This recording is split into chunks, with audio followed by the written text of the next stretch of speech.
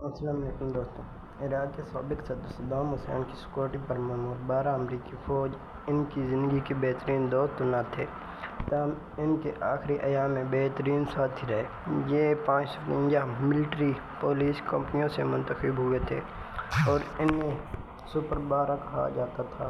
ان محافظوں میں سے ایک بارڈن وارپر تھے، جنہوں نے دی پریزنر ان ہز پیلس کتاب لکھی، جس میں انہوں نے صدام حسین کی زندگی کے آخری دنوں کے بارے میں لکھا۔ بارڈن وارپر کا کہنا ہے کہ جب صدام حسین کو پھانسی دینے والے اہلکاروں کے سپرد کیا جا رہا تھا تو ان کی تمام محافظوں کی آنکھوں میں آنسو تھے۔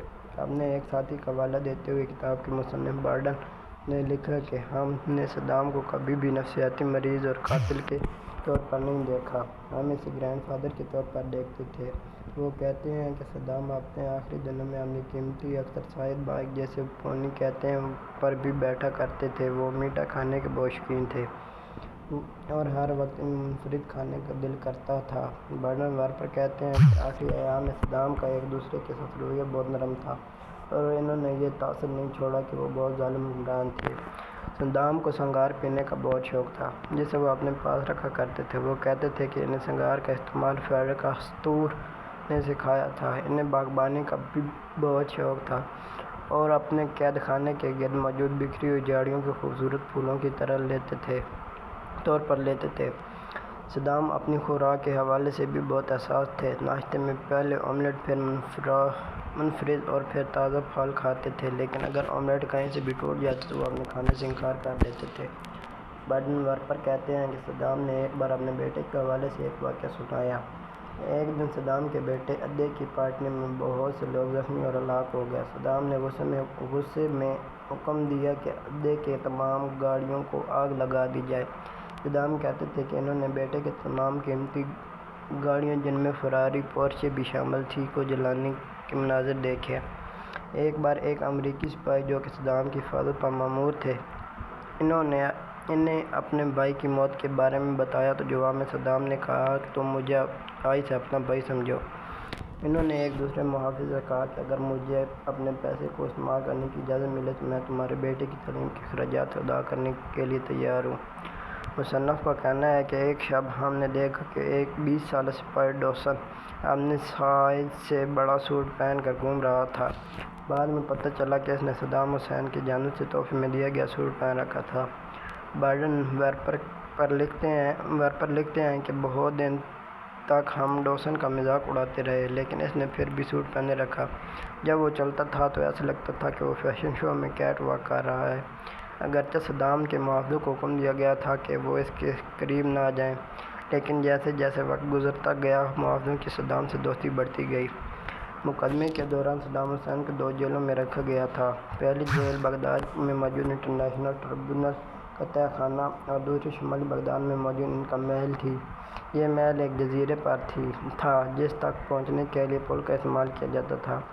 بارڈن وارپر کہتے ہیں کہ ہم نے صدام کو اس سے زیادہ نہیں دیا جس کے وہ حقدار تھے، لیکن ہم نے کبھی اس کی تصدیق نہیں کی کہ سٹیو کریس سمیت دیگر محافظوں نے اسٹور روم کو صدام کا دفتر بنانے کی کوشش کی اور منصوبہ یہ تھا کہ صدام کو سرپرائز دیا جائے۔ اسٹور روم میں پڑا سامان سے چمڑے کی ایک کرسی اور چھوٹی سی میز کو نکالا اور میز پر ایک چھوٹا سا جھنڈا رکھ دیا گیا۔ یہ سب اس کے لیے کیا گیا تاکہ ہم آفس کا ایک ماحول پیدا کر سکیں۔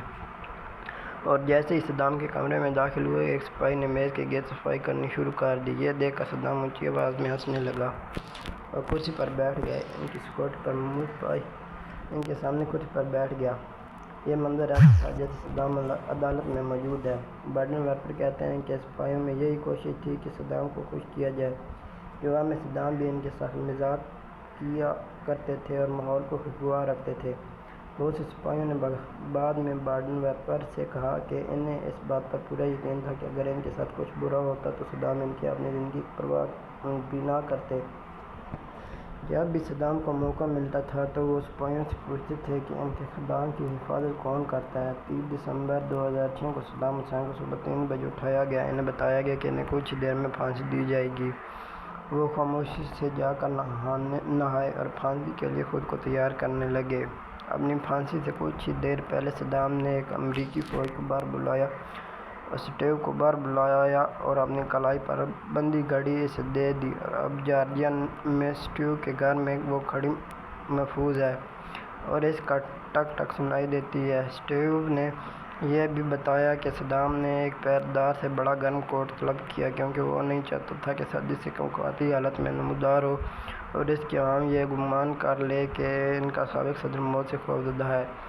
اسٹیو کے مطابق صدام اپنی زندگی کی آخری لمحات میں سکون سے سرشار تھے، ان کے ہونٹ پر مسکراہٹ چھائی ہوئی تھی۔ اسٹیو نے بتایا کہ صدام حسین نے اپنی پسند کا ناشتہ طلب کیا اور اس کے بعد وضو کر کے نماز فجر ادا کی، پھر پھانسی کے فیصلے پر عمل درآمد کے انتظار میں اپنے بستر پر بیٹھ کر قرآن کریم کی تلاوت کرنے لگے۔ اسٹیو کے مطابق عدالت میں موجود افراد صدام کی مشکلات سے بہت زیادہ خوف محسوس کر رہے تھے اور موت کا سامنا کرتے ہوئے صدام کی انتہائی سکون کے سبب ان لوگوں کا گمان تھا کہ عنقریب کوئی بم دھماکہ کر دیا جائے گا۔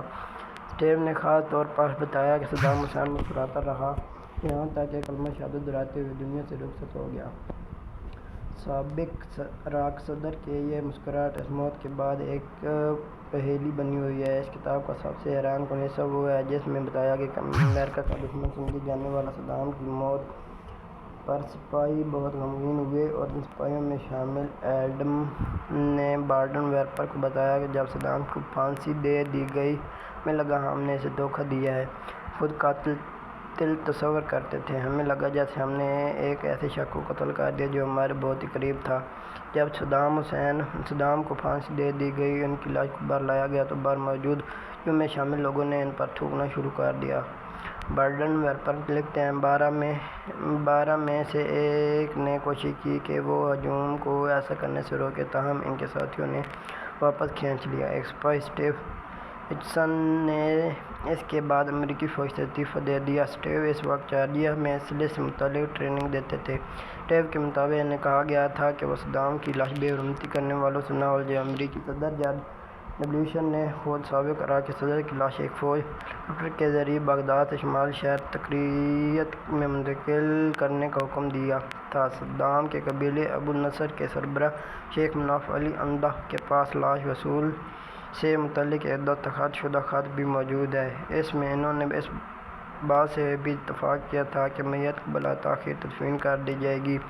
اس کے بعد ہر سال 28 اپریل کو صدام حسین کی قبر پر زائرین کی بڑی تعداد کی آمد ہوتی ہے۔ یہ ان کی سالگرہ کا دن ہے اور اس روز وہاں آنے والوں میں اسکول کے بچے بھی شامل ہوتے ہیں۔ بعد میں ان کے مقبرہ سے شیعہ ملیشیا پر مشتمل الحشد الشعبی نے ایک فضائی حملے میں مسمار کر دیا۔ الحشد الشعبی کو اس علاقے کا داعش سے پاک کرنے کی ذمہ داری سونپی گئی تھی۔ بہت سے لوگوں کا خیال ہے کہ صدام حسین مقبرہ کھلا ہوا تھا، بعض کا کہنا ہے کہ ان کی بیٹی بالا ایک نجی طیارے میں سوار ہو کر تکریت آئی تھی اور وہ اپنے والد کی باقاعدہ وہاں سے اردن ساتھ لے گئی تھی۔ ڈیلی مانیٹر کی ایک رپورٹ کے مطابق جامعہ کے ایک پروفیسر کا کہنا ہے کہ یہ ناممکن ہے۔ انہوں نے اپنی شناخت ظاہر نہ کرنے کی شرط پر کہا کہ بالا کبھی عراق واپس نہیں آئی۔ یہ ہو سکتا ہے کہ صدام حسین کی باقیات کسی خفیہ جگہ پر منتقل کر دیے گئے ہوں لیکن کوئی نہیں جانتا کہ کس نے یہ کام کیا، لاش کو کہاں منتقل کیا۔ یہ بھی ممکن ہے کہ صدام حسین کے مقبرے کے ساتھ وہی معاملہ پیش آیا جو ان کے والد کی قبر کے ساتھ پیش آیا تھا۔ والد کی قبر کو نامعلوم افراد نے دھماکے سے اڑا دیا تھا۔ لیکن حیرت کی بات یہ ہے کہ عراق میں بعض لوگ ایسے بھی موجود ہیں جو اب تک یہ یقین رکھتے ہیں کہ صدام حسین زندہ ہے اور وہ سب مصلوب نہیں ہوئے تھے۔ ان میں بغداد میں ایک ممکن ابو سمر بھی ہیں۔ ان کا خیال ہے کہ صدام حسین مرنے نہیں بلکہ ان کی کسی ہم شکل کو پھانسی دی گئی ہے۔ شکریہ۔